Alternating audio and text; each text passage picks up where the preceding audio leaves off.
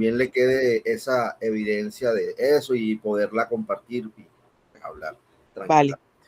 Bueno, como punto de partida, sí es uno de los errores muy recurrentes cuando nos comienzan a decir a nosotros que ves que necesito que los capacites en estrategias. Las estrategias los docentes ya las tienen. Lo que tenemos que hacerles es tomar conciencia a los maestros de que ellos sí están llevando a cabo los procesos. Primero que todo, porque ustedes planean clase y dentro del planeador de clase, nosotros como maestros, yo soy licenciado en lengua castellana, establecemos acciones que nos van a permitir que los estudiantes aprendan. Con discapacidad, sin discapacidad, con trastorno o sin trastorno, todos presentamos barreras de aprendizaje. Entonces, primero que todo, enseñarles qué es una barrera de aprendizaje, qué es un ajuste razonable, qué es flexibilizar. Ahí debería partir la formación. En la diapositiva que yo les compartí, están esos tres elementos. Bueno, yo tengo una precisión frente a eso. Bueno, resulta que, pues como la jefa es muy interesada en la cualificación de nosotros, el día de ayer tuvimos una capacitación, todo el equipo, con una neuropsicóloga eh, y, bueno, con dos, que los dos son neuropsicólogos. Y, bueno, yo siempre he creído, he pensado que las barreras son externas, ¿sí? Las barreras no son Son internas. externas, sí, que están definidas como barreras, todas externas, no son del niño. Perfecto, no son del niño. Entonces, ayer, cuando la neuropsicóloga hablaba y decía que no, que nos colocó como un estudio de caso y entonces ella decía que la situación del niño era un problema o una discapacidad de atención, que porque tenía un TDAH eh, y que era pues un tema de atención. Entonces, que esa era la barrera. Entonces yo decía, no, la barrera no es interna, la barrera es externa, es con las dificultades que el niño se encuentra para poder aprender. Completamente, son contextuales. Exactamente, entonces yo me quedaba y pues como que estábamos, no, pero que ella decía, pero que también, entonces la jefa, ella es especialista en educación especial, mi jefa, la rectora, entonces ella decía, no, pero es que mira que las barreras que el niño tiene sus propias barreras, o sea, que el niño tiene pues yo decía, pero es que, bueno, Todos en fin, tenemos barreras, eso todos fue una tenemos locura, la barreras. verdad, y yo quedé como muy confundida. Yo Si quedé nosotros nos confundida. vamos, si nosotros nos vamos a lo que definimos como barrera de aprendizaje, regálame un segundito, vamos a proyectar porque igual ahí vamos mostrando Listo. y vamos sabiendo desde dónde nosotros comenzamos a mirar todo este tema de barreras de aprendizaje. No porque,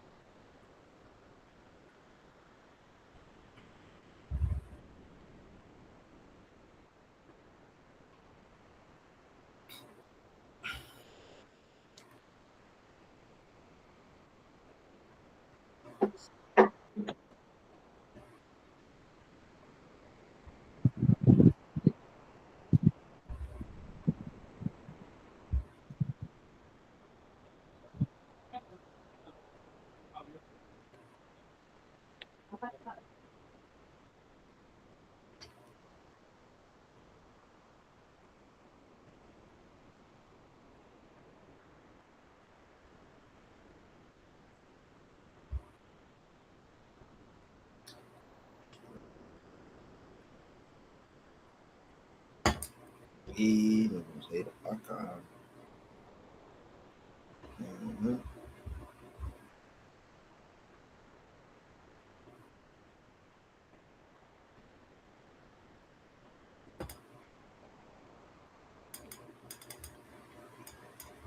bueno, chao, hágale.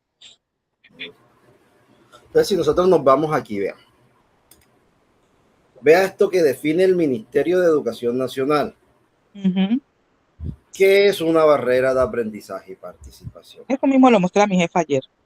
Desde lo establecido por el Ministerio de Educación Nacional, una barrera es todo obstáculo que dificulte o impida en condición de igualdad de oportunidades y de plena participación el acceso de las personas a uno o más ámbitos de la vida social.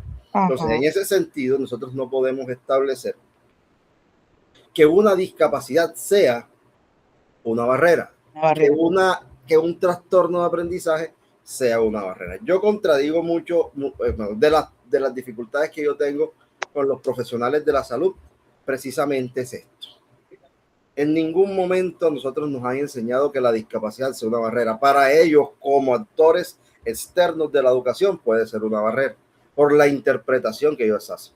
Pero que un estudiante tenga TDAH y su problema sea específico en el tema atencional, existen estrategias que yo como actor educativo, como docente, puedo comenzar a establecer que me vaya a permitir a mí que ese niño avance.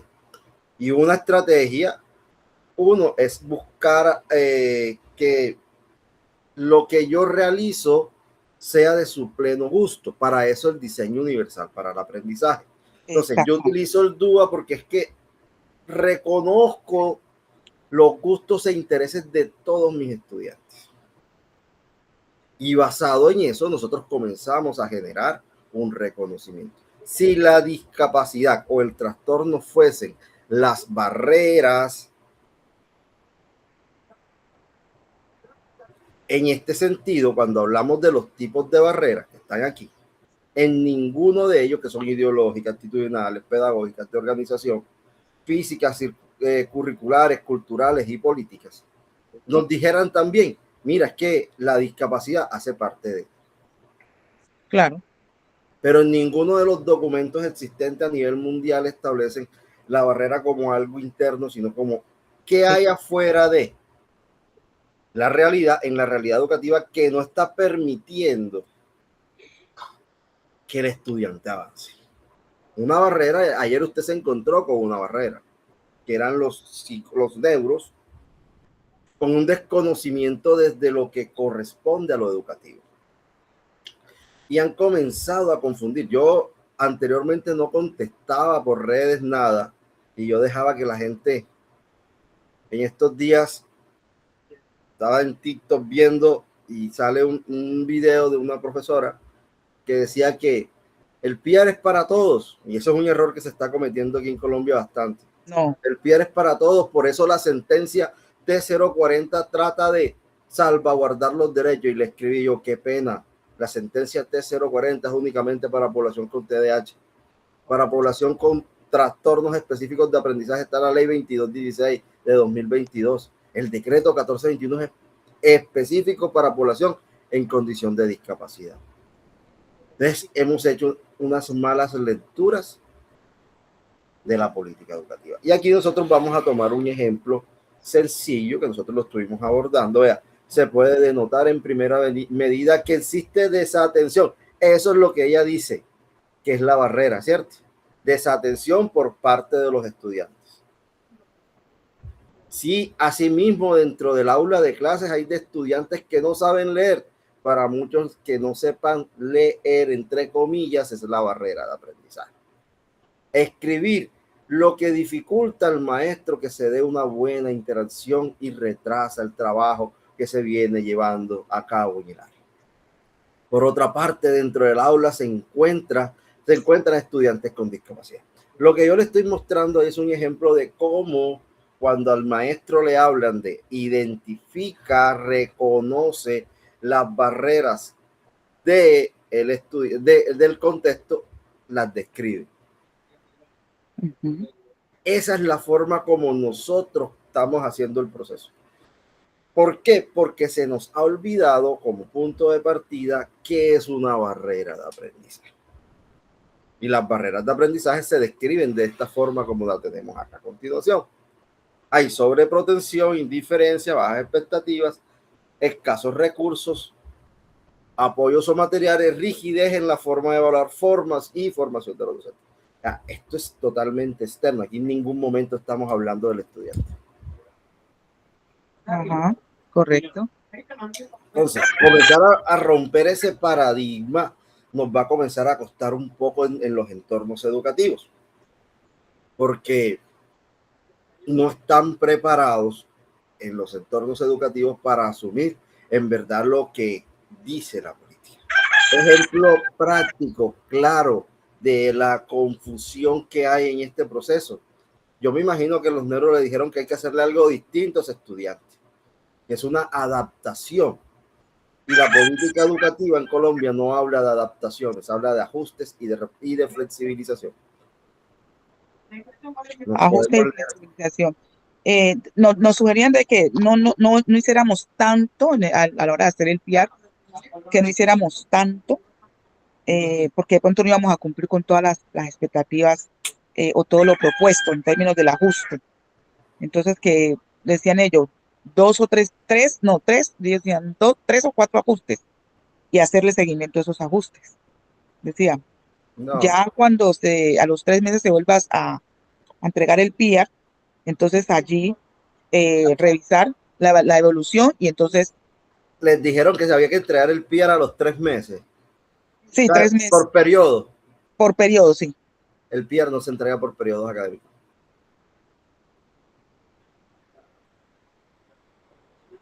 Vean que a mí me encanta esto porque es que de los maravillosos errores que cometen los actores externos es donde está la confusión que nosotros estamos teniendo. Creemos que hay que buscar al negro porque el negro es el que nos va a solucionar esto.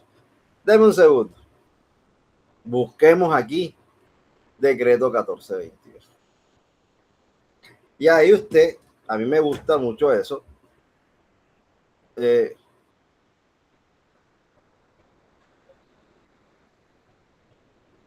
pena.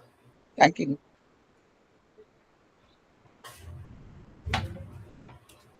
A mí me gusta mucho eso porque es que cuando desconocemos la política, hacemos cualquier tipo de barbaridad y llevamos a la gente a que cometa barbaridad. Entonces hay que mirar muy bien. Aquí está el decreto 1421, está 1421 PDF.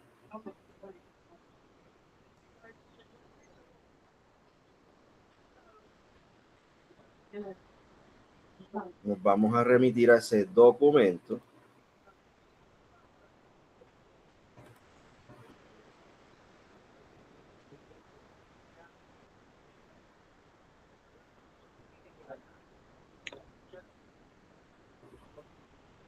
Voy a compartir entonces porque no cambia.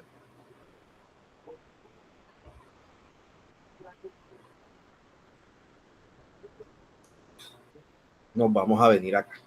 Ajá. ¿Qué me dice a mí el decreto 1421 con relación a la construcción y elaboración de planes individuales de apoyo hacia ajustes razonables? Hay un artículo específico que me establece a mí qué se hace, cómo se hace. Y aquí lo tenemos, vean. Artículo 2335. ¿Dos qué? Aquí está. El artículo es el 2335235. Construcción e implementación de los planes individuales de apoyos y ajustes razonables. El primer párrafo dice, el PR se constituye en una herramienta idónea para garantizar la pertinencia del proceso de enseñanza y aprendizaje a estudiantes con discapacidad. Vea lo que dice, que es para discapacidad. Ajá, sí. Dentro del aula, respetando sus estilos y ritmos de aprendizaje. Es un complemento a las transformaciones realizadas con el diseño universal de los aprendizajes. Aquí nos dice cada uno de los elementos que debe constar el PR. O sea, cómo se hace. ¿Cuál es el primer momento? El contexto general del estudiante dentro y fuera del establecimiento educativo, todo lo que está en la versión 14 se llaman valoración pedagógica, que son tres casillas en las cuales nosotros hacemos una descripción del estudiante. Pero esa descripción del estudiante se hace junto al estudiante y junto al padre de familia. Porque usted no puede inventarse las expectativas del estudiante. Usted no puede inventarse las expectativas de la familia. Entonces, ¿cuál es la recomendación? Que por eso nos dice en el tercer párrafo, ¿quiénes lideran? Aquí lo tenemos, vean. ¿Quiénes lideran? Docente de aula, docente de apoyo, familia y estudiante. Pero hay una creencia de que es que esto lo tiene que hacer un psicólogo, un neuropsicólogo, que son los que saben de esto. Y vean quiénes son los responsables principales de llevar a cabo el plan individual de apoyo de ajustes razonables. ¿Qué nos dice el Ministerio de Educación? Que según la organización escolar participan directivos, docentes y el orientador. O sea, no es necesario que participen. Eso es una decisión autónoma de la institución, que participen los directivos y que participe el orientador escolar. Y vea lo que sigue después. Se deberá de elaborar durante el primer trimestre del año escolar. Está diciendo que se elabora cada periodo académico o que se elabora el primer trimestre. El primer trimestre. Correcto. Porque si nosotros lo entregamos por periodo académico, lo hacemos como si fuese un planeador de clases y él pierde un planeador de clases. Perdón. Se elabora el primer trimestre del año académico. El año escolar. O sea, nosotros entramos en febrero, marzo, abril. En abril, perfecto. Y para bueno, estudiantes que están matriculados son 3 meses. Sí. Porque hay unas excepciones. Ok. Y luego, transcurridos los 3 meses, no se vuelve a... Se hacen seguimientos. No se vuelve a construir, pero se hacen los seguimientos que deben estar establecidos en el sistema institucional de evaluación de la escuela. Ok, o sea que en el documento PIAR, lo único que cambiaría sería la casilla de seguimiento. Lo único que comienza, y los ajustes que usted cambie, porque se dice, este ajuste no me permitió avanzar, ajusto y establezco el seguimiento que se realizaron ajustes por. Como quien dice, reajusto. El ajuste, exactamente, reajusto el ajuste. Perfecto.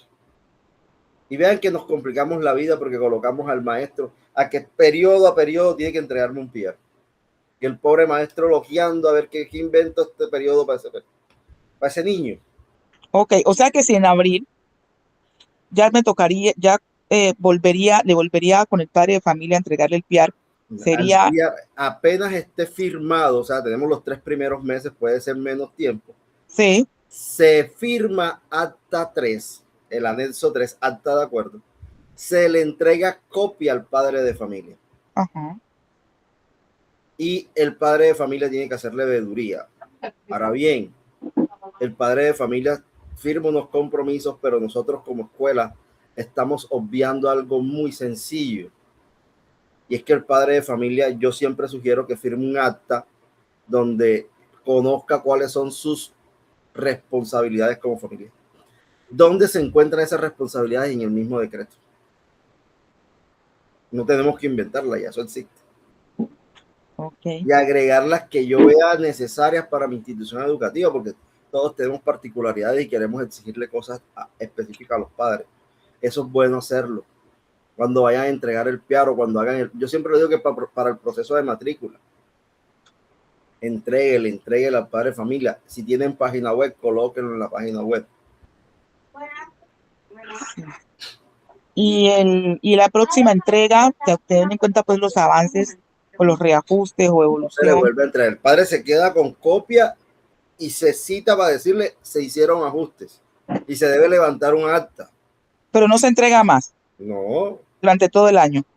Ya el padre de familia tiene su tía. Se le informan en un acta que se hicieron ajustes. Ok. Y ustedes lo ven, aquí en el PIAR hicimos unos ajustes. Porque lo que yo entendía, profe, es que cada 3 meses había que entregarle PIAR a los padres, teniendo en cuenta avances, reajustes, modificaciones, etcétera. Vea, sigamos con la lectura. Se debe elaborar durante el primer trimestre del año escolar. Se actualizará anualmente.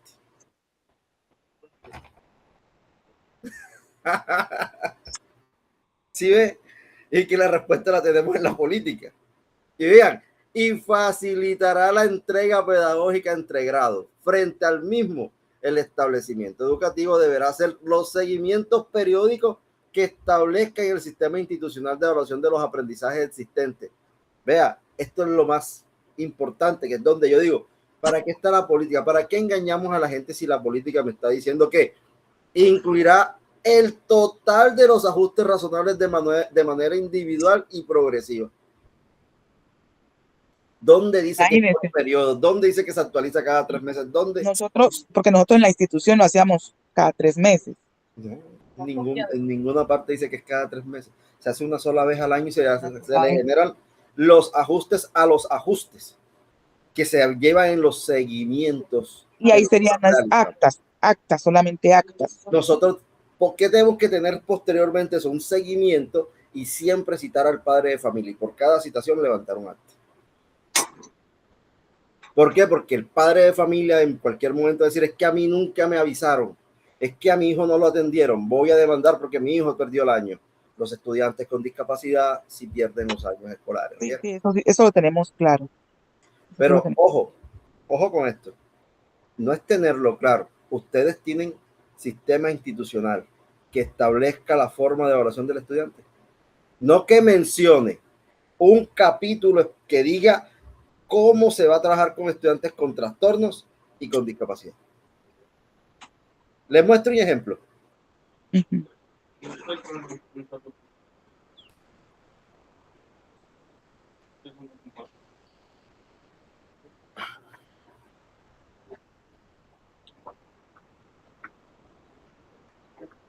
A ver si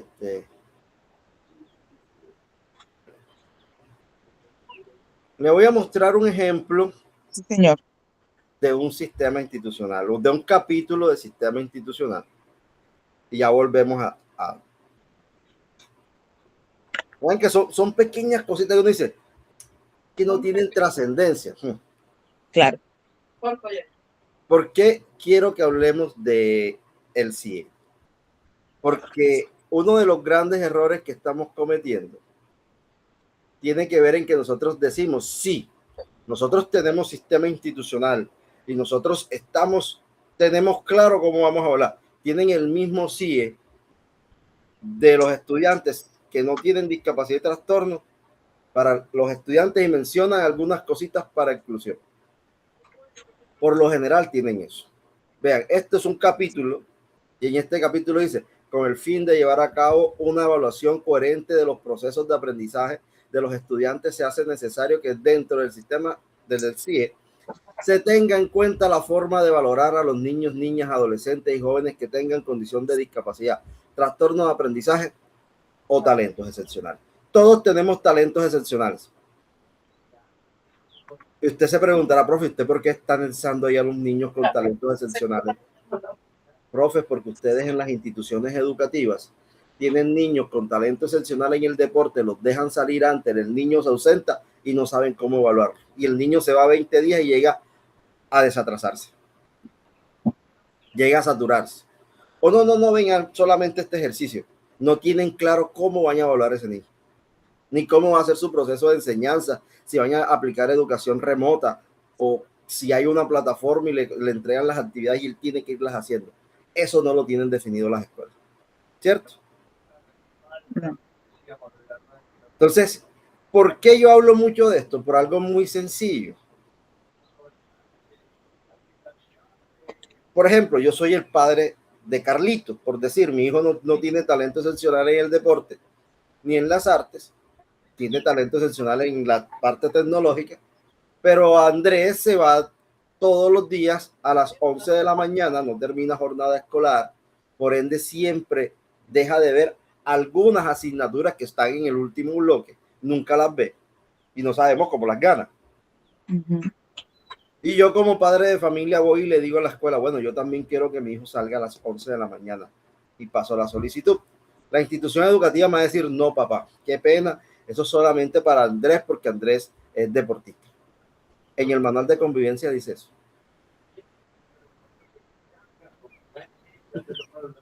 No lo dice, porque nosotros hemos normalizado algo que no está en la norma. Entonces yo exijo, no, entonces en el manual de convivencia, ¿en qué parte del manual de convivencia dice que solamente es para este tipo de estudiantes? Y ahí yo con una acción legal me gano eso. Con un simple derecho de petición sin llegar a una tutela me gano eso. Claro. Me gano que el colegio o quite ese permiso de Andrés o que me le permita a mi hijo salir a la hora que yo estoy diciendo. Y parece algo tonto, ¿cierto? Ustedes vean, no tenemos sistemas institucionales de evaluación escolar acordes a las necesidades escolares. Entonces, vean, esto con el fin de apoyar desde los ajustes razonables, apoyos requeridos y el proyecto de vida del estudiante los procesos de aprendizaje, garantizando de esta manera el cumplimiento de la Ley 1618 de 2013 en su artículo 11, numeral 3, literal I, adaptar sus currículos y en general todas las prácticas didácticas, metodológicas y pedagógicas que desarrollen para incluir efectivamente a todas las personas con discapacidad. Asimismo, con este se busca cumplir con lo establecido en el decreto 1421 de 2017 en su literal C, responsabilidades de los entes educativos públicos y privados, específicamente en su numeral 8, a hacer seguimiento al desarrollo y a los aprendizajes de los estudiantes con discapacidad de acuerdo con los establecidos en su sistema institucional de evaluación de los aprendizajes, con la participación de los docentes de aula, docentes de apoyo y directivos docentes o quienes hagan sus veces en el establecimiento educativo. Vean que ahí estoy justificando desde la norma el CIE.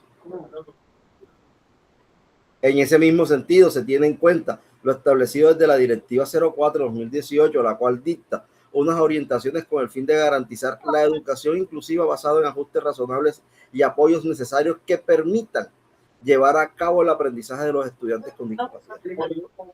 Asimismo, basado en los lineamientos de política para la inclusión y la equidad en educación emitidas en el año 2021, en su componente 5, pedagógico, evaluación, seguimiento, valoración y evaluación que transforma los aprendizajes, en donde se establece que los entes educativos deben implementar los criterios de evaluación y promoción y valoración y seguimiento al desarrollo y al aprendizaje a través de la diversificación de formas y contenidos para el aprendizaje, en correspondencia con el sistema de evaluación institucional y la diversidad de los estudiantes. Vea eso. Todo eso está en la ley.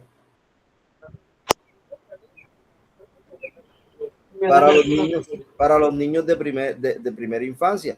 Nosotros no trabajamos con el 1290, sino con el 2247. Ahí dice, por último, cada uno de los elementos que se tienen en cuenta en esta sección se ampara desde lo establecido por el decreto 2247 de 1997 y el decreto 1290 de 2009, los cuales establecen la ruta que se debe tener en cuenta para evaluar estudiantes en los distintos niveles educativos, transición básica y media. Todo esto con el fin de lograr brindar los ajustes razonables acordes a las necesidades educativas de cada uno de los estudiantes que se encuentran dentro del contexto educativo. Y primero, artículo primero, identificación de barreras de aprendizaje. En mi sistema institucional de evaluación para ellos, yo lo primero que digo es, vamos a buscar la manera de identificar barreras. Hay dos parágrafos. Segundo, identificación de ajustes razonables acorde a las necesidades de los estudiantes. Tercero, planeación de clase con duda. Cuarto, importante, empezar a tener en cuenta los ajustes ajustes de tiempo. ¿Nosotros tenemos este documento, profe? No. Esto es de instituciones, yo no lo entrego porque esto está construido específicamente para entes educativos. Escala de evaluación cualitativa. ¿Por qué? No sugiere que se evalúe de forma cualitativa a los estudiantes que tienen trastornos y discapacidad.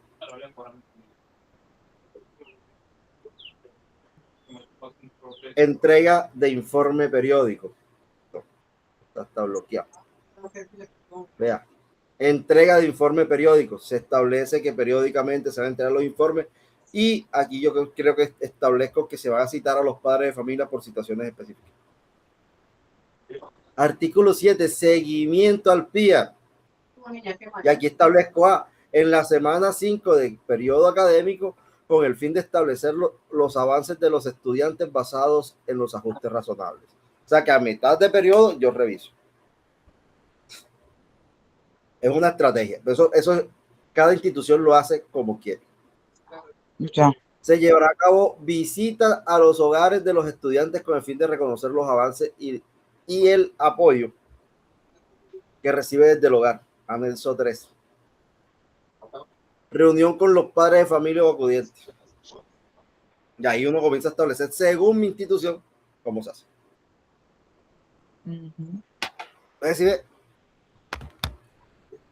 No es decir, sí, yo tengo un sistema.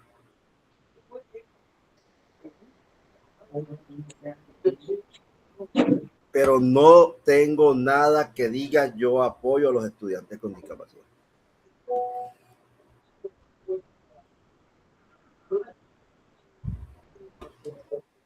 Pregunta, ¿tiene alguna pregunta hasta ahí? Que la veo, noto con cara de preocupación. No, o sea, está claro. Está claro. Estoy como procesando. Otro documento, le voy a mostrar otro documento, pero no para que se me preocupe. Es un documento que ustedes también deben tener como institución educativa. ¿Por qué? Porque si ustedes no tienen eso que yo les acabo de mostrar y ustedes dicen, nosotros tenemos claro que el estudiante puede perder el año, yo que no soy abogado, me les gano una acción legal solamente solicitándoles a ustedes dónde o en qué parte del sistema institucional, basado en las políticas nacionales de inclusión, ustedes establecen cómo están evaluando al estudiante. Con eso hago que el estudiante gane el año. Sin ser abogado. ¿Por qué? Porque ustedes no lo van a poder demostrar. Ahora bien, si yo les digo a ustedes, bueno, ¿en qué parte ustedes me dicen cómo es la ruta de atención a los estudiantes? Pues no, que en el manual de convivencia. ¿Ustedes tienen política de inclusión? ¿El manual de convivencia? Política de inclusión. ¿En el colegio? Uh-huh. Sí, claro. ¿Segura? Última palabra. Pues no estoy segura, pero yo creo que sí. Aquí estoy construyendo. Esto es un borrador para una institución educativa. La política de inclusión es un documento aparte. Esto es aparte. Es lo primero que nos está diciendo como instituciones educativas que nosotros debemos hacer. Profe, ¿en qué parte o en qué documento? Recuerda el documento que les compartí la semana pasada que se llama Lineamientos de Política de Inclusión. Ajá. En ese documento están las responsabilidades de instituciones, entes territoriales y Ministerio de Educación. Y el primer punto es construcción colaborativa de la política de inclusión. Todos los entes educativos deben tener política de inclusión. Y para construir esa política de inclusión tienen que estar solicitar apoyo a la Secretaría de Educación o cómo es allí. Les toca a ustedes, basado en su entorno educativo, como institución. generar, vea, esto tiene una introducción, tiene unos referentes teóricos.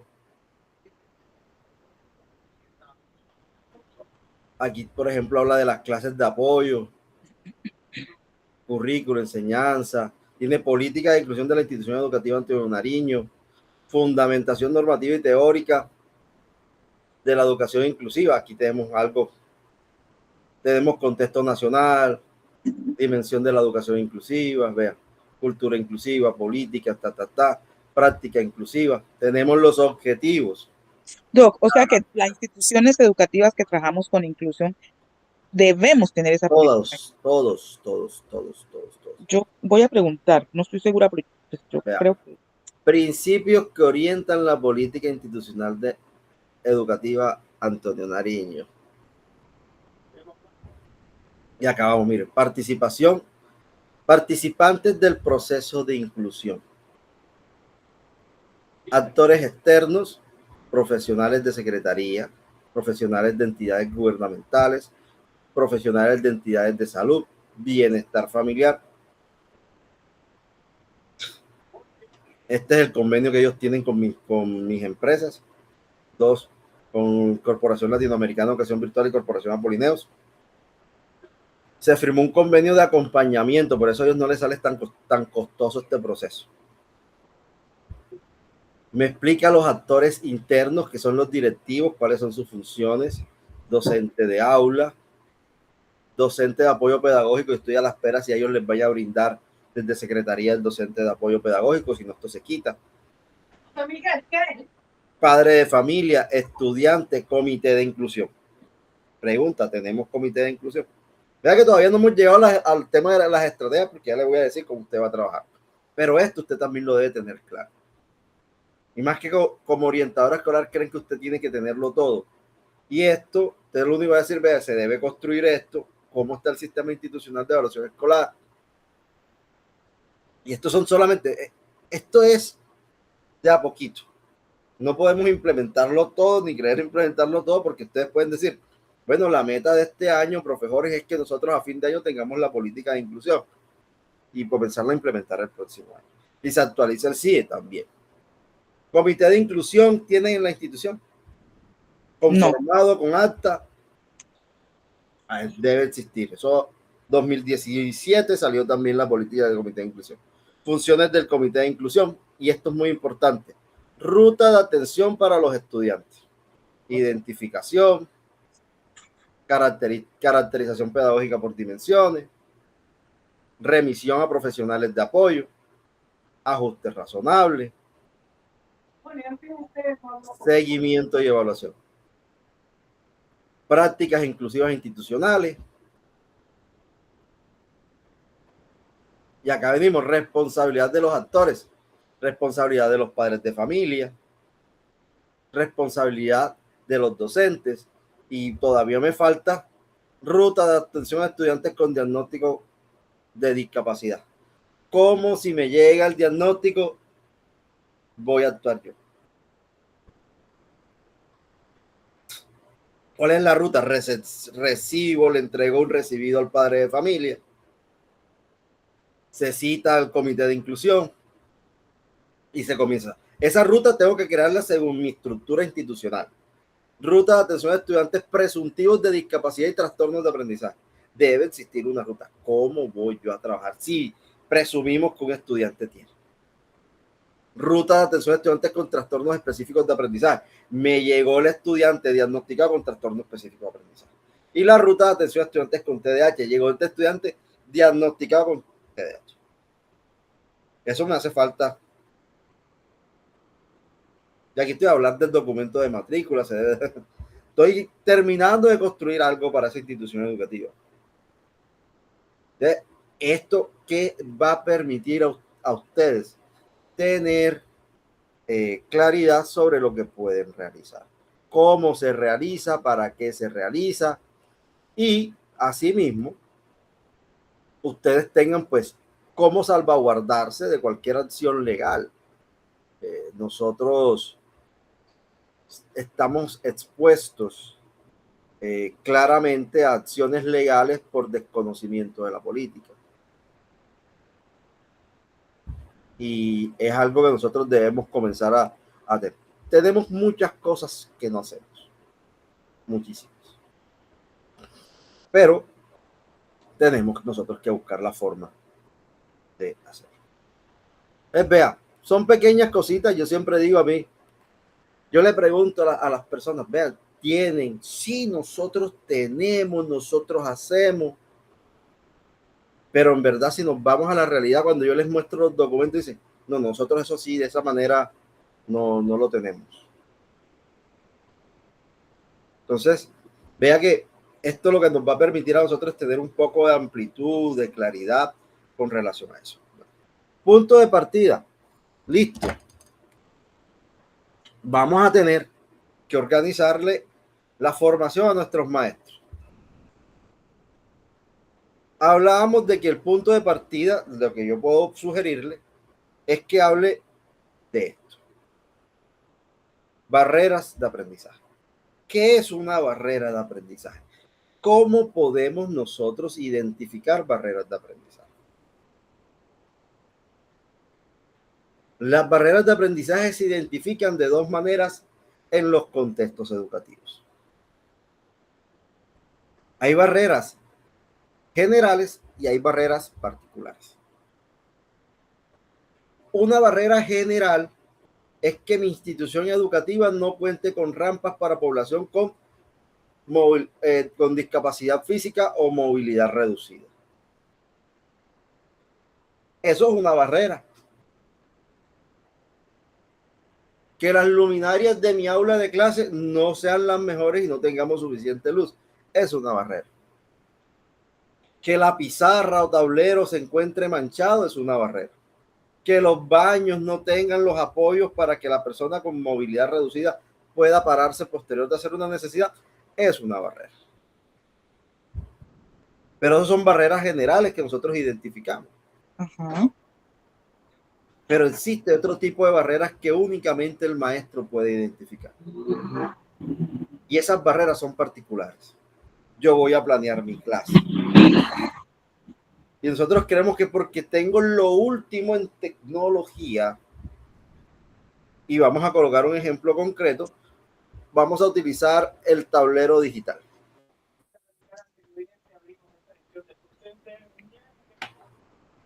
¿Qué barreras se me pueden presentar a mí con la utilización del tablero digital?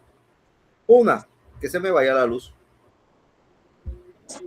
Dos, que como maestro no sepa utilizar el tablero digital, que no sepa conectarlo.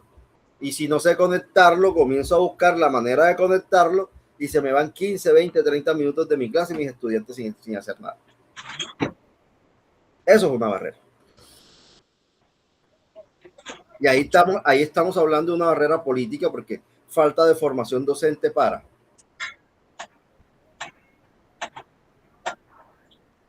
Otra barrera es que yo planeé mi clase de sistemas y yo sé que solamente sirven 7 computadores y tengo un aula de 40. Yo mismo estoy generando una barrera de aprendizaje.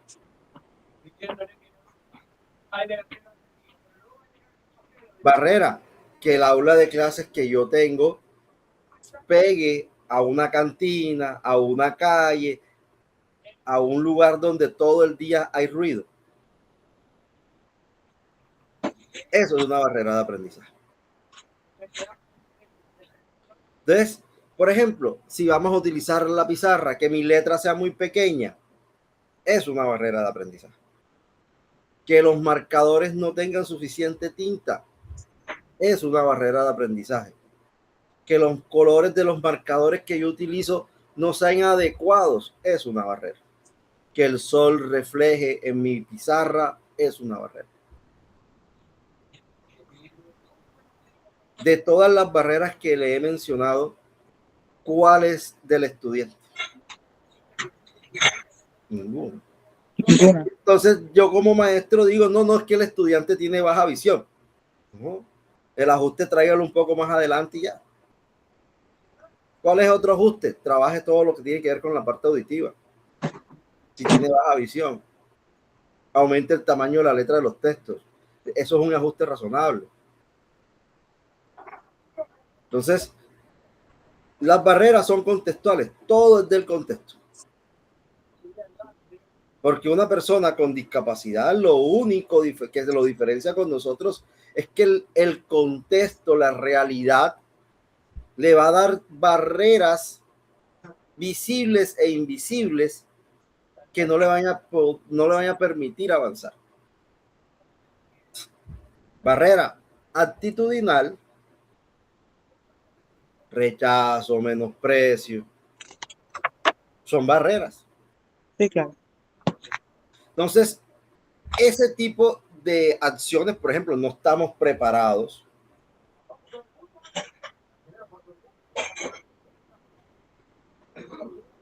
Regálame un segundito. Okay. Yo miro algo aquí porque me está molestando esto.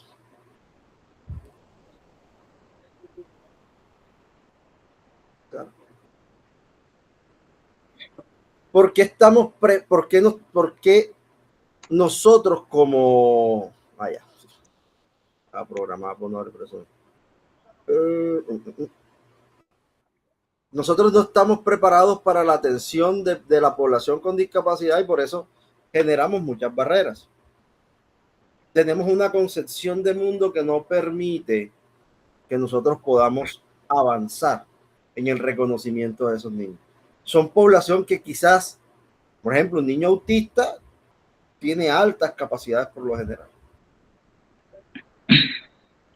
Es comenzar a mirar de esta manera cómo podemos nosotros generar ese proceso. Vea, buscar estrategias, pues yo le voy a regalar, vamos a buscarlas aquí. A ver si las encuentro rapidito y se las mando enseguida aquí por WhatsApp.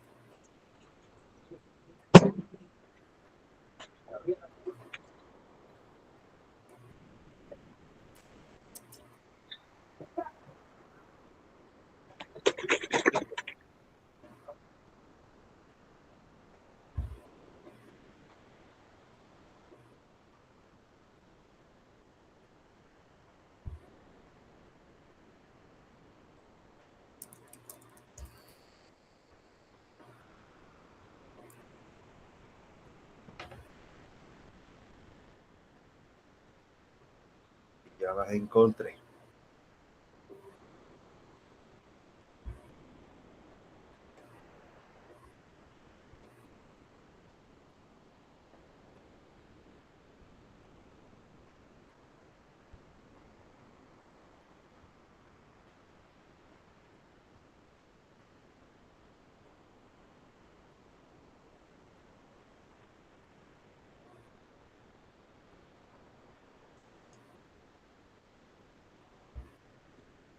Ahí le envié un documento.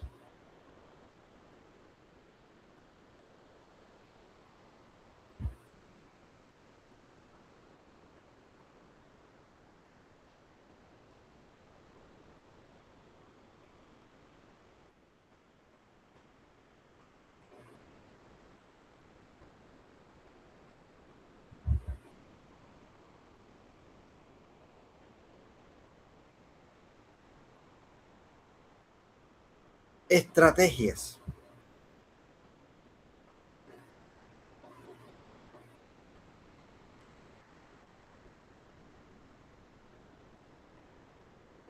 Con esto puede usted simplificarlo. Vea.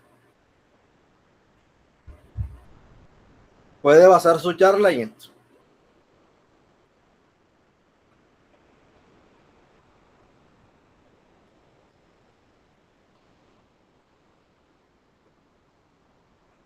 Sí le llegó el documento. Sí, sí me llegó. Sí.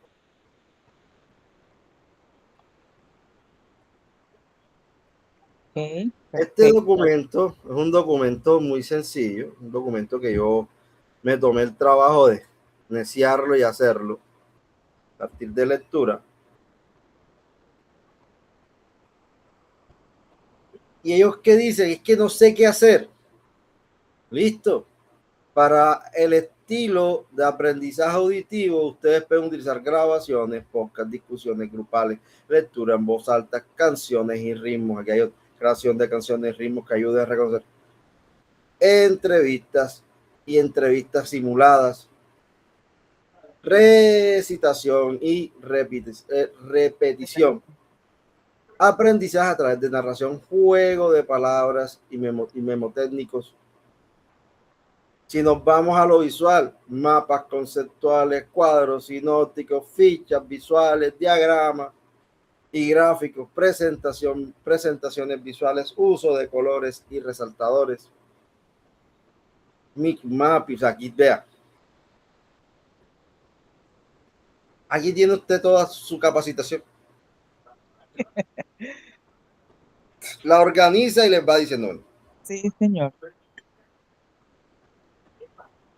Vamos a ver si yo creo que tengo otro documentico por aquí que se lo voy a facilitar.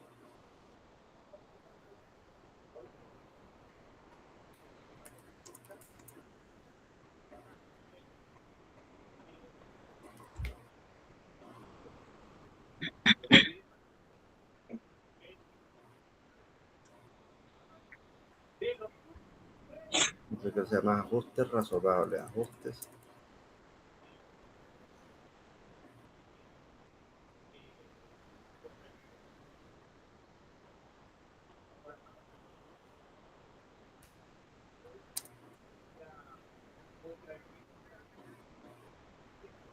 Y tengo un documento que no sé ni dónde está, pero sé que existe, que es de ajustes. Está la discapacidad y los ajustes que se pueden utilizar. Ajustes y apoyos.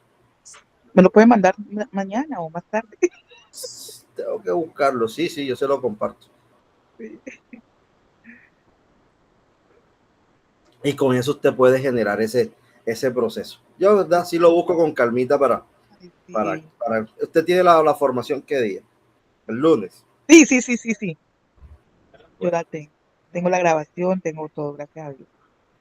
¿qué Sino que es otra pregunta demasiada tiene? información.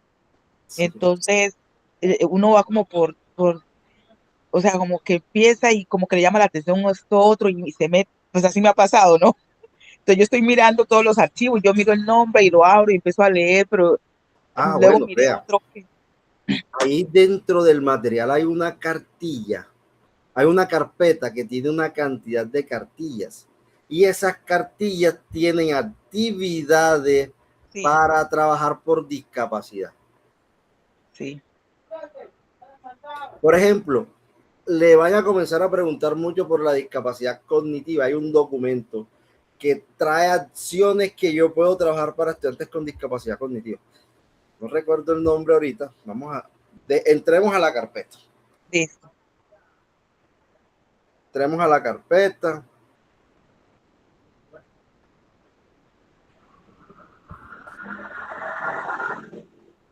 Un segundito, yo la tengo por acá descargada. Carga.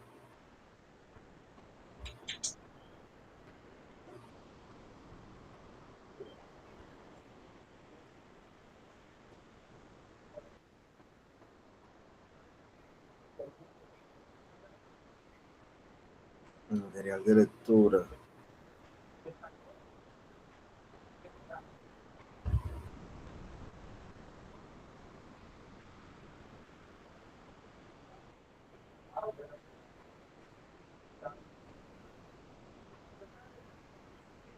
¿Pero qué es esto? Bueno, hay una que si no estoy mal, ya se la voy a mostrar. Una es esta que le voy a mostrar ahorita. Ah, sí, señor.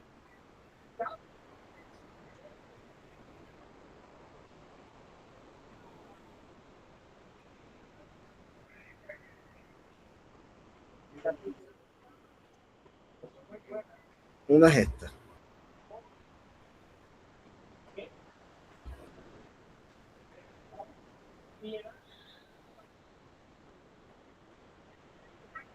Aquí hay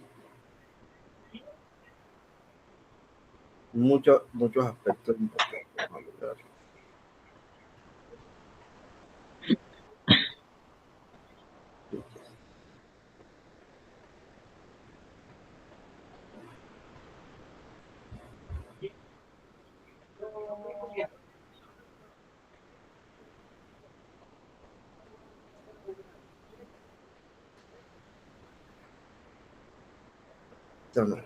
Bueno, esa es una de las cartillas que hay. Que yo tengo.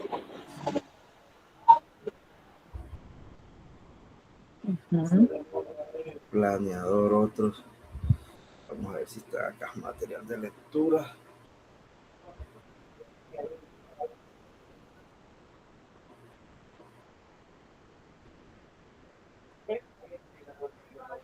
Es de un autor mexicano, por cierto.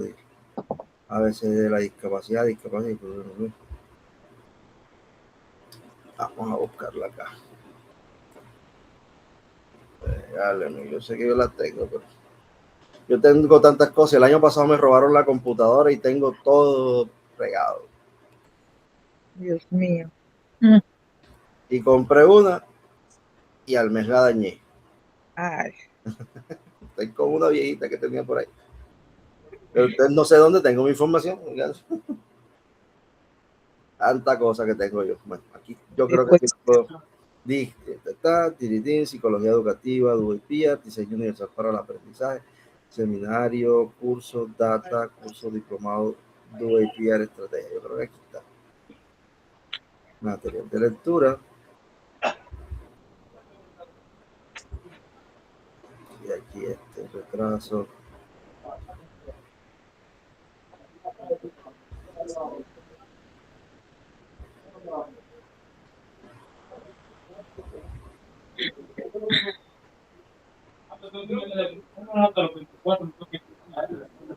Bueno, acá hay un manual de adaptaciones curriculares que es muy bueno. Ya, un segundito, este material también está allá. Atrás, Asperger.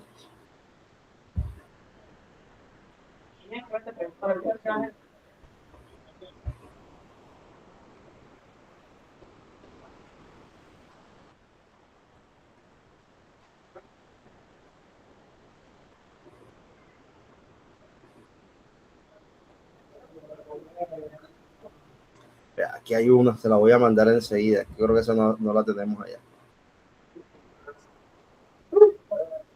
Esta, vea.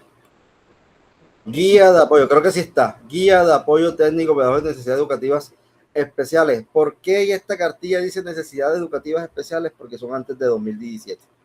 ya. Y esto es Retraso del desarrollo. discapacidad intelectual. Y vea, respuesta educativa para niños y niñas que presenten necesidades educativas asociadas a discapacidad intelectual. ¿Cómo se prepara el contexto educativo para? ¿Cómo trabajar con la familia? ¿Cómo trabajar con la comunidad? Orientaciones generales para el diseño de respuesta educativa. Sugerencias prácticas para la adaptación de la respuesta educativa. Orientaciones técnico-pedagógicas para trabajar con niños y niñas de 0 a 3 años, ámbito de 3 a 6 años. Vea. Esta es una cartilla muy buena. Y yo sé que en una carpeta están toda la serie de estas. Son como 8 o 9 cartillitas de estas. Ya. ¿Pero esa usted no las compartió? ¿Esa Sí, que está? Ah, ya. pero de todas maneras yo esta se la voy a enviar acá. Vale.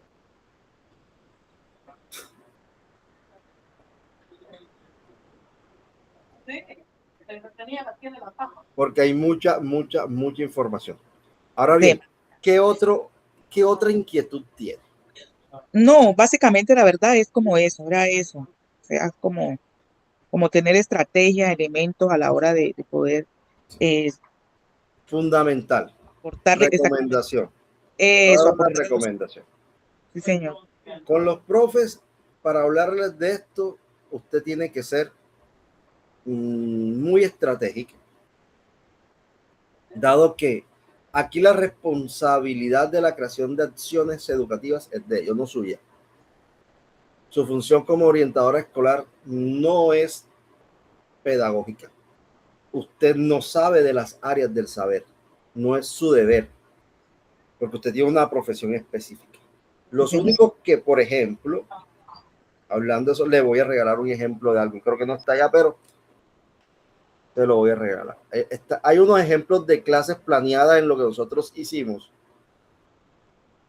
la semana pasada. Hay unos ejemplos de clases planeadas. Entonces, ¿usted qué tiene que hacer con ellos? Tratar de que ellos comprendan de que, es que usted no es la que planea ni la que tiene claridad sobre las actividades que pueden ellos realizar con los estudiantes. ¿Por qué? Porque es que usted desde su conocimiento, el apoyo es completamente distinto. Para eso, nosotros como maestros nos educamos como maestros. Nosotros somos los que nos dicen qué estrategias podemos utilizar. A un psicólogo, a un neuropsicólogo, a un trabajador social le queda complejo, así tenga como base. O ser normalista le queda complejo saber de todas las áreas. ¿Por qué? Porque, por ejemplo, matemáticas tiene una estructura de construcción desde los estándares que yo le pregunto a usted, profe, ¿usted sabe cuáles son los pensamientos de matemática? No solo sabe el profesor de matemáticas. O sea que en mi Profe, caso sería más bien como desde la generalidad. es correcto. ¿Por qué? Porque yo en lo que usted tiene ahí tiene ejemplos de clases de matemáticas, de ciencia.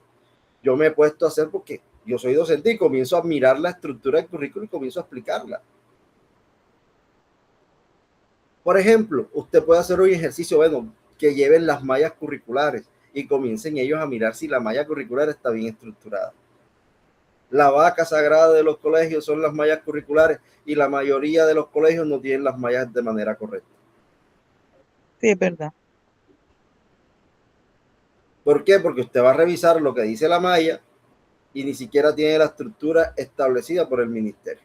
Hablan de estándares, pero hablan de estándares para todas las áreas y no todas las áreas tienen estándares. Matemáticas, lenguaje, ciencias naturales, sociales, ciudadanía, que por lo general eso ya no lo dan en las escuelas, tienen estándares, pero educación religiosa escolar tiene estándares. Inglés tiene estándares, pero la estructura de construcción del currículo es completamente distinta. Entonces tenemos la misma estructura para construir la malla de matemáticas que para la tecnología. Es cierto. Y me dice entonces el profe, pero es que yo no tengo DBA. Invéntelos, profe. No, toma otros de alguna área que se parezcan. No, estamos forzando la educación. Estamos forzando la educación. Entonces, es algo complejo. Yo le voy también a regalar unos ejemplos que yo tengo de mallas y otras cositas. Ay, sí. Yo me río mucho porque yo comienzo a decirle, vea, lengua castellana tiene unos factores, son 5, y las instituciones educativas por lo general colocan el factor como si fuera el estándar. O colocan únicamente, ¿cómo que se llama? El enunciado identificador como si fuera el estándar. El enunciado identificador es lo que se alcanza durante todo el ciclo educativo del grado. Primero, segundo, tercero, que es un ciclo. Cuarto y quinto, otro ciclo. Pero en los subprocesos se encuentran los estándares que van en la realización cotidiana de la clase del maestro. Y eso no lo saben los maestros. Y se puede uno hablar con ellos, no, eso no es así, es que a mí me enseñó fulanito que el estándar en lengua castellana es el enunciado y los subprocesos. Esos dos elementos deben estar dentro de la malla, porque ese es el estándar. No pueden ir separados. Entonces, son pequeñas cositas que uno dice. Ahí es donde está el secreto para que ellos puedan tener una claridad sobre qué estrategias pueden utilizar. Claro. Dentro del ejemplo, dentro de las diapositivas compartidas, hay un ejemplo de flexibilidad que es con un DBA de matemáticas grado sexto. ¿Te lo recuerda? Que ahí estuvimos explicando, ya se lo déjeme busco la clase química. Yo tengo una clase de química, yo sé que le va a servir. Ok. Química grado sexto. Yo sé que la respuesta, ¿y cómo hago con química en décimo entonces? No, profe, le estoy dando un ejemplo. Usted contextualice desde lo que sabe, lo que puede hacer y en los gustos de sus estudiantes.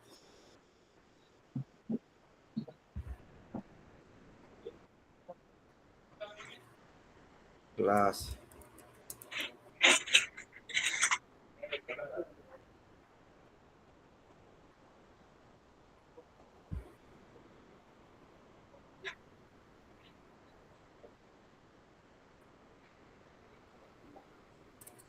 Ejemplo, clase.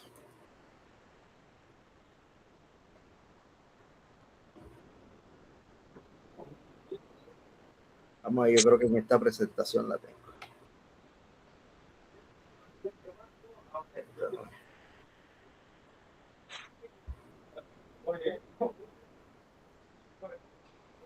Esto es de turbo.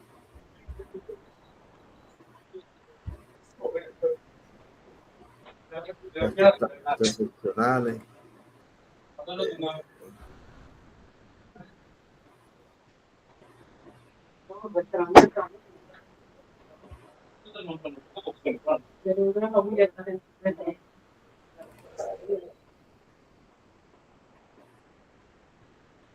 Vamos a ver si aquí está.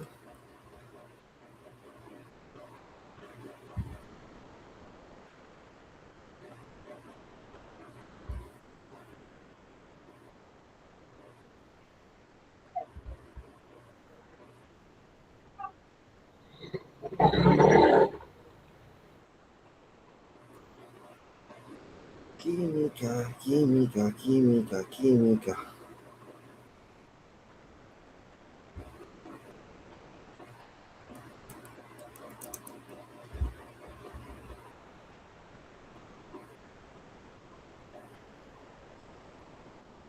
Química, química, química.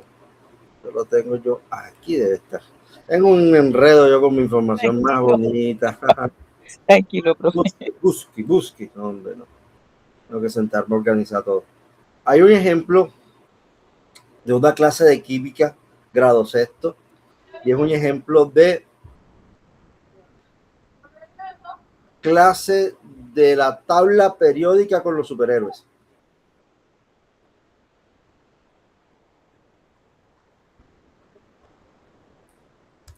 Muy, muy bueno. Ejemplo química. Aquí está, ya la encontré.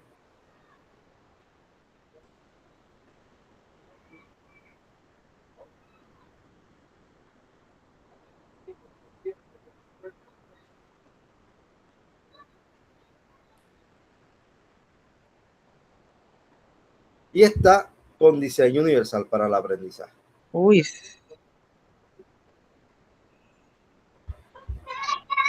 Además, es importante, algo muy, muy importante, y es que nosotros debemos comprender la relación que hay entre el DUA y la planeación de clase. ujú. Dentro del material que ustedes adquirieron, hay una guía de diseño universal para el aprendizaje. Sí, la miré. Esa guía le va a permitir a usted tener claridad de, por ejemplo, el principio 3 es el primer momento de la clase. Ujú. O sea, la relación, cuando vamos nosotros a trabajar eso, la relación que hay del diseño universal para el aprendizaje con lo que hacen los maestros en la cotidianidad va relacionado 3-1-2. Ya le muestro esa parte. Fue lo último que trabajamos, fue lo que Ajá. trabajamos más rápido la vez pasada. Sí, sí. Y me voy a tomar unos minuticos para explicarle, para que usted tenga Ok. una claridad sobre eso. Eso está aquí. Por ejemplo, esta no la tiene usted, yo se la voy a mandar. Ujú. Esta la trabajé ayer y es esta actividad donde yo le estoy colocando un caso real a los profesores. Sí. Y le comienzo, pero esto por acá, Vea, este es el ejemplo del que yo le estoy hablando. Ajá. Flexibilidad, Hasta luego. DBA 10 grado sexto de matemáticas, que lo hablábamos ese día, y yo le colocaba a ellos, porque ellos dicen, es que el estudiante no está alcanzando el DBA. Sí. Demuéstrenme que no, ¿qué está haciendo usted para que el estudiante alcance el DBA? Y ahí tienes tú un ejemplo. Ahí está ese video que lo puede utilizar. Esto que está aquí, pues no se lo recomiendo porque eso es un objetivo identificador. Eso es de Ecuador, que Ya. las formaciones también la dicto para afuera de Colombia. Aquí hay un ejemplo de flexibilización. Ujú. Y aquí ya nos vamos al diseño universal para el aprendizaje. Uno, el DUA es para todos los estudiantes. Hay que Sí, ratificarle a ellos que es para todos. eso está Que claro. para que una clase en verdad sea concebida como DUA, debe partir de la identificación de los gustos de los estudiantes. El maestro no puede decir que yo estoy aplicando DUA, no. Si no tiene una caracterización de su contexto aula, Áulico. no está trabajando DUA. ¿Por qué? Porque el punto de partida de mi clase es identifico los gustos, intereses y basado en eso planifico mi clase. Si no, nadie está planificando. O sea, aquí en Colombia, por lo general, el maestro que dice yo estoy trabajando DUA, por lo general no lo está haciendo porque no tiene en cuenta a los estudiantes.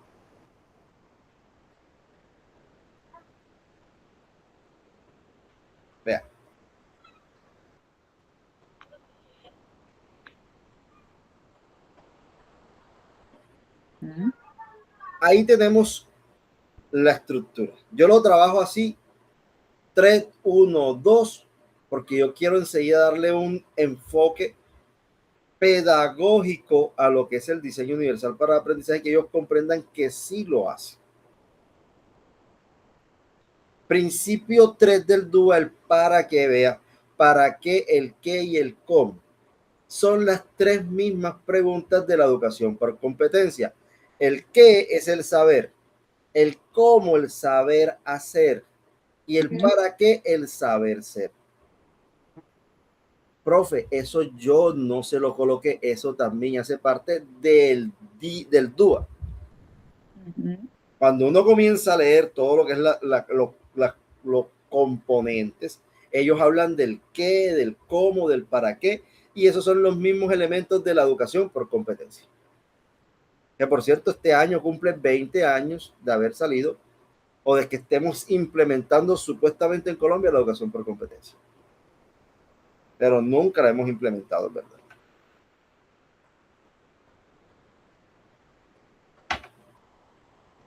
Primer momento, el principio 3, que es múltiples formas de motivación, me dice a mí que yo debo partir de los intereses, de los gustos de mis estudiantes. Profe, lo primero que hace un maestro cuando va a dictar una clase es activar los saberes previos y motivar. Preguntas, canción para los niños de primera infancia, una lúdica, una imagen, un video. Momento 1 de mi clase y se llama activación de saberes previos. ¿Qué dice el principio 3? Que se deben activar y motivar. Entonces hay una relación. Primer momento de mi clase, que es motivación, se relaciona con el principio 3 del diseño universal para la clase. Y ahí ellos comienzan a decir, ay, bueno, nosotros sí estamos trabajando esto. 2, el principio 1 me habla de ese segundo momento de mi clase donde yo explico y aplico. Yo explico el contenido programático de la temática. Entonces hablamos de la parte conceptual. Que esa parte conceptual se transmite a partir de la parte simbólica y de la parte sensorial. ¿Por qué? Porque yo se la estoy dando al estudiante y él, basado en sus sentidos, va a comenzar a generar el reconocimiento desde lo sensorial para que sus inteligencias se activen. Y lo simbólico es el lenguaje que yo utilizo, que debe ser concreto y claro para que todos puedan entender. Entonces, el docente utiliza la pizarra, escribe en la pizarra, y aquí vamos a salir de algo muy particular. Dicen, no, que la pizarra, eso ya es del siglo pasado, eso no estimula los canales sensoriales. Muchos expertos que no son educadores dicen eso, neuropsicólogos por lo general. Profe, ¿qué estilos de aprendizaje se trabajan cuando el maestro utiliza la pizarra? Visual. Visual. Y si transcribe el de estudiante lo que está en la pizarra, ¿cuál es? Kinestésico. Sinestésico. Y si está escuchando lo que dice el maestro, auditivo. Se trabajan todos los canales sensoriales con la pizarra. Entonces no es la estrategia, sino la forma como yo utilizo la estrategia. Porque yo cojo la pizarra. Eso me gusta, romántico. No es la estrategia, sino cómo la utilizo. Porque yo tengo, por ejemplo, un papelógrafo, pero ¿cómo utilizo yo el papelógrafo? Tengo un computador, pero ¿cómo estoy utilizando el computador? Tengo una pizarra, un tablero digital, no sé utilizarlo, pero yo tengo una pizarra y tengo mis marcadores. Coloco un muñequito y puedo comenzar a trabajar con mis estudiantes, por decir, vamos a trabajar antónimos y sinónimos. Hago una explicación que copie el concepto y posteriormente por equipo les digo, por líneas, por hileras. Bueno, la hilera 1 es el grupo 1, vamos a jugar al ahogado. Tiene que identificar el antónimo de la palabra tal. y tienen tantas oportunidades y grupo por grupo van saliendo y van participando. Kinestésicos se paran, auditivos escuchan, es visual y estamos fortaleciendo con algo tan sencillo. Ajá. Esas son las estrategias que solamente yo como maestro puedo generar. Yo puedo hacer un concurso en matemáticas con la pizarra, divido la pizarra en 3 y en cada una de ellas coloco una división o una multiplicación o un ejercicio y divido el salón en 3 y tienen tantos minutos y debe salir uno al tablero a ejecutar la solución de ese ejercicio. Pero como somos lineales, Sí, cuadriculado. creemos que es que la pizarra no sirve ya, es que necesitamos son los computadores, entonces llegan los computadores, no sabemos utilizar las nuevas tecnologías. Una de las grandes barreras que nosotros tenemos es que creemos eso. Tener un computador no es signo de que no existan barreras. El computador tiene barreras. Claro. Que no sepa utilizarlo el maestro, que el estudiante no sepa cómo usarlo, que el estudiante lo tome como distractor, porque yo no he dado las reglas claras. Entonces, son muchas cosas que nosotros debemos tener en cuenta. Y todo eso, vean que yo se los hacía con estos ejercicios, porque es que también cuando nosotros estamos en ese segundo Me acuerdo de momento, ese ejercicio. Sí. nosotros estamos en ese segundo momento explicando, y si yo utilizo un lenguaje que está por encima de mis estudiantes, ellos no me van a entender. Y yo voy a decir, es que ellos no saben leer, es que ellos no saben, ellos son cualquier cosa. Pero yo no me he dado cuenta que el lenguaje que yo estoy utilizando no es acorde al contexto. Desde la matemática, desconocimiento de las reglas matemáticas. Yo debo explicar antes de, siempre. No puedo asumir que el estudiante, porque viene del grado anterior, sabe eso. Yo tengo que volverle a recordar qué es lo que tengo que hacer. Pero mire, profe, que allí hay bueno, no sé, algunos docentes de pronto tienen como una concepción errónea frente a eso. Mire que, eh, por ejemplo, una docente de mi hijo me decía que, en aras pues de yo reforzarlo, le decía yo, ¿cuáles son los temas que van a ver ellos ahora en décimo? Para que por favor me los facilite, para yo empezar a reforzarlo, para que cuando mi hijo entre, pues entre bien conectadito. Entonces me decía ella, no, él tiene que tener unas bases primero de noveno, de esos mismos temas. Entonces me dijo, le voy a mandar los temas de noveno para que él refuerce en eso. Entonces me mandó ecuaciones, me mandó, bueno, una cantidad de cosas. Ella es de matemáticas. Entonces yo decía, pero ¿por qué no me dio los de décimo? ¿Por qué me da los de noveno? Si él va para décimo. Entonces, pues no sé, se me hizo como extraño, pero bueno. Precisamente por eso, porque nosotros creemos que es la base. La parte matemática, como en lengua castellana, por decir, el DBA1 en lengua castellana corresponde al factor medios de comunicación y otros sistemas simbólicos. Y es el mismo desde grado primero hasta grado 11. Cambia el nivel de exigencia. Es el mismo. Lo mismo pasa con los DBA de matemáticas. El DBA1, que es de grado primero, va alineado a lo que él va a dar en grado 11. Porque se supone que estamos educando por competencia. Y el desarrollo de la competencia se supone que la alcanza al finalizar la educación básica y media. Porque ellos creen, no, es que en el grado tiene que saber. Vea el terror. El maestro y las escuelas creen que el estudiante en el grado o en el ciclo educativo debe tener las competencias que dice el estándar. Y el documento de estándares dice, los estándares son una guía que lo que permite es medir los avances de los estudiantes, pero no deben ser alcanzados ni en el grado ni en el ciclo donde están propuestos. Lo dice el documento del Ministerio de Educación Nacional cuando habla de estándar. Pregunte si el maestro sabe eso, que eso está ahí. No, el niño de jardín tiene que salir leyendo para primero cuando pase transición. Eso no está establecido ni siquiera en la política educativa. Sí, sí, sí, sí, es verdad. Entonces, no, mi hijo, entonces han creado en los padres preocupación, ay, mi hijo va para primero, el hijito de fulanito de tal es que en el otro colegio. No, eso no es educar. Ese primer momento de la educación lo estamos volviendo una competencia entre colegios y entre padres de familia. Ay, mi hijo todavía no se sabe. Mi sobrinito tiene 2 añitos, va a estar para 3 años. Ese niño es una cotorrita. Pero es que todos los niños no son como él. Claro. ¿Por qué? Porque ese niño está estimulado por sus abuelos, por sus papás, es un niño amado. Deseado, todo eso. Y eso estimula esto.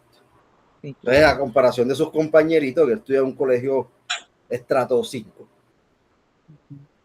sus compañeritos son criados por la muchacha del servicio, la atención de los papás, no son calladitos. Este man no, pero es por el entorno en el que está rodeado. Y eso nosotros no lo comprendemos. Sí, muy cierto. Ay, mi hijo está atrasado. No, mira desde el hogar qué está pasando, que tú puedes estimular lo Claro, y que puede que esté, que tenga dificultades en un área, pero en otra de pronto puede sí, estar. exacto, y es normal. Claro. No tenemos que ser buenos en todo, estamos queriendo hacer eso. Entonces son las críticas que yo genero hacia los procesos educativos. Debemos saber enseñar. De acuerdo. Dejemos de enseñar por contenidos, que es lo que hacemos, y enseñemos por competencia. Y le voy a colocar un simple ejemplo de por qué nosotros en Colombia no enseñamos por competencia. Profe, usted ahorita me explicaba el tema de las competencias y usted me decía el qué es el saber, el cómo es el saber hacer. El qué es el saber, Ajá. el cómo saber hacer, Ujú. y el para qué, el saber ser, Ok. que es desde la parte del comportamiento y eso. Ajá, la persona, sí. Exactamente. Vean, un simple ejemplo y le explico algo del saber ser, que es fundamental, que la mayoría de los colegios comete ese error. Sí. Y más ahora con La nueva ley. la nueva ley, exactamente. Vean, si nosotros en Colombia enseñáramos por competencia a los estudiantes desde grado décimo, no necesitarían estar haciendo pre-IFE para presentarse una prueba saber. Los estudiantes con las pruebas saber, con los pre-IFE, lo único que están generándoles es un entrenamiento para responder a un estímulo. Pero nosotros no somos educadores, las escuelas no están enseñando por competencia. Si el estudiante fuera competente, no necesitara ese entrenamiento para dar respuesta a eso. Con esa simple razón, yo siempre he dicho, no educamos por competencia. Le hacen un examen completamente distinto al prueba saber, como es PISA, que es lo que nos pasa aquí en Colombia. La forma de preguntar es distinta, pero te están preguntando lo mismo y por eso nos va mal. Porque no somos competentes. Nos están entrenando y nos comenzaron a vender la excelencia desde el gobierno Santos, la excelencia por temas de prueba saber, y comenzaron a estimular a los entes educativos, que creemos que pagar un pre-IFE y sacar buenos puntajes en IFES es generar que somos buenos y que estamos educando bien. No. Y otra cosita para tener en cuenta.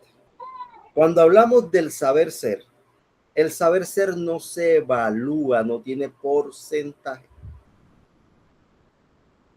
Y nosotros en las escuelas hacemos las comisiones y el estudiante tiene 3 anotaciones en el observador y le bajamos la nota del saber ser. Y entonces la nota del saber ser es punitiva. Y entonces el niño no saca 5 porque la autoevaluación le dice, yo me merezco 4. No, te mereces 2,8 porque tienes tantas anotaciones. Y pierde el niño el área por esa nota. El Ministerio de Educación Nacional establece, yo le voy a regalar esa pregunta que le hicimos al Ministerio de Educación. Yo le voy a hacer un comentario.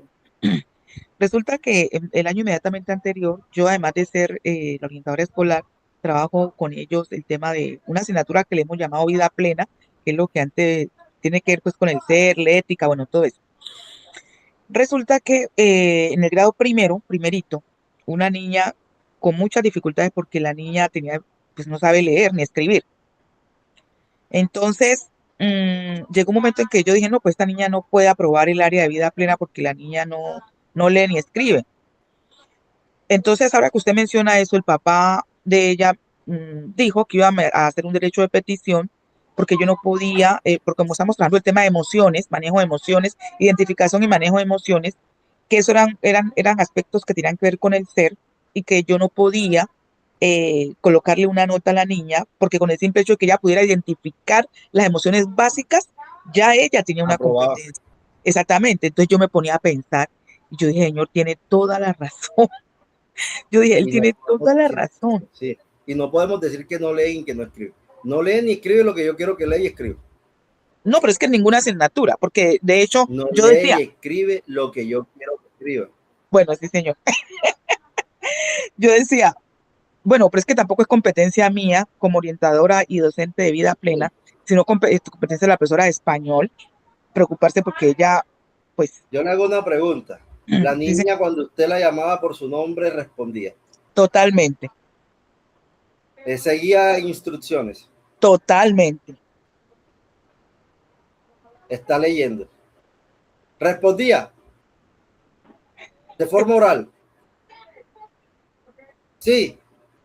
Producción textual, oral y escrita. ¿Sí ve? Entonces nosotros tenemos que saber comprender. Yo soy licenciado en lengua castellana, yo sé de lo que le estoy hablando. La Sí, lectura no solamente es pasar la vista por un texto. La lectura es la decodificación de códigos lingüísticos. Cuando yo escucho, estoy decodificando códigos lingüísticos, así que también estoy leyendo. claro. No, yo dije, no, el señor tiene toda su Son razón. pequeñas cosas. No, nada que hacer Sí, con sí. eso. Entonces, vea, no puede perder un estudiante una asignatura por el saber ser.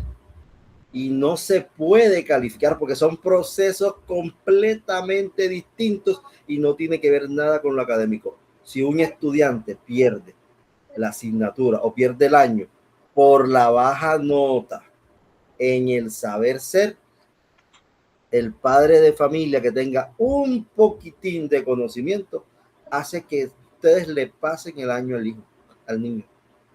Y yo le voy a regalar ese documento que nosotros se lo consultamos al ministerio. Uno de mis socios es coordinador de una institución educativa y lo consultamos el año pasado. Dice que no puede tenerse en cuenta las notas, o sea, no se puede evaluar cuantitativamente el saber ser. Y no hace parte del proceso académico. Y nosotros lo estamos evaluando. Sí, señor. Entonces, vea, son pequeñas cositas y uno dice, oh, nosotros qué estamos haciendo. Vea, uno con esto comienza a decir, la educación es completamente distinta a lo que yo creo que es la educación. ¿Qué es Sí, el? Entonces, ahí pues usted ya comienza a tener pautas y mirar. Le recomiendo mucho que se lea esa guía que yo construí de diseño universal para el aprendizaje. Le va a permitir comprender esto que tenemos en pantalla. vale, listo.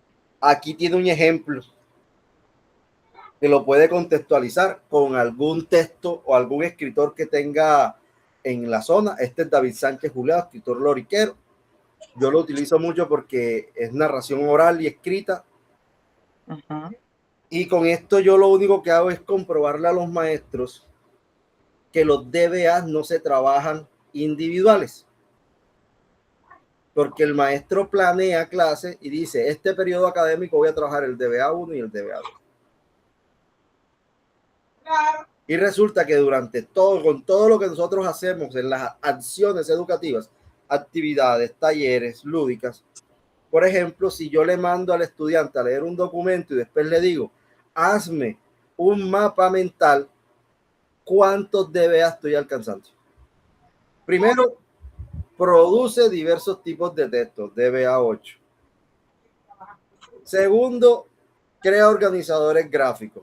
Tercero, reconocen las obras literarias, porque les mandé a leer un documento literario. Cuarto, identifica algunas expresiones de diferentes regiones, si es específico, como el caso que yo estoy haciendo ahorita ahí. Quinto, interpreta obras de tradición popular. ¿Cuántos van? Y solamente lo mandé a hacer una actividad.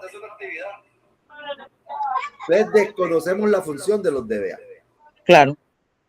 Entonces mi profe, bueno, me encantó No, compartir le con usted agradezco este espacio. muchísimo, mi profe, de verdad que muy, muy, muy ilustrativo, muy enriquecedor. De verdad que me voy muy contenta, con muchos elementos, leer bastante. Esta información que está aquí proyectada, ¿nosotros la tenemos? Eso está, sí, que alcanzamos a llegar allá. Ah, bueno. Sí, de verdad que muy, muy contenta, profe. Le agradezco muchísimo y créame que lo voy a seguir molestando. Tranquila, que estamos para eso. Le Voy a deseo un seguir feliz día. solicitando. Apenas esté la Igualmente, grabación, se la comparto y le mando el otro material. por ¿Oye? favor, bendiciones, que esté bien. Igualmente. Chao.